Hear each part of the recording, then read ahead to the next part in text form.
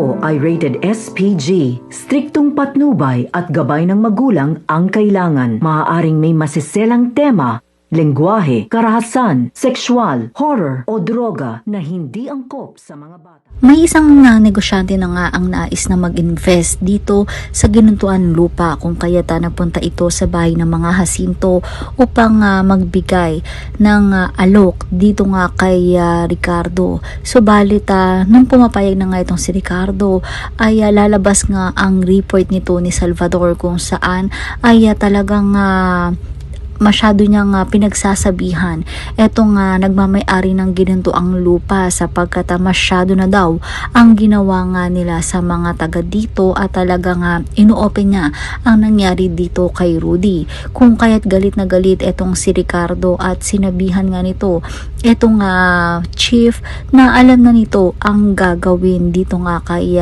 Salvador dahil masyado na daw madaldal ang taong ito at nasisira na nga sila sa tao.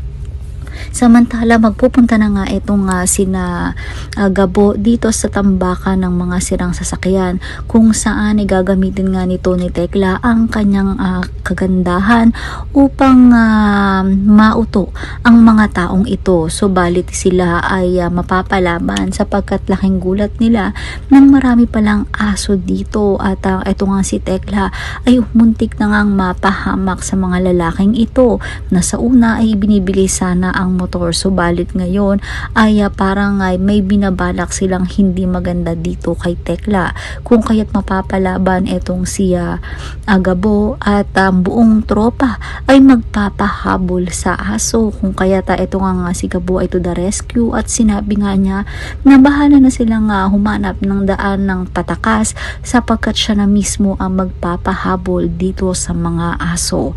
Yan ang mga dapat nating abangan dito nga lang sa CCM Sigapo.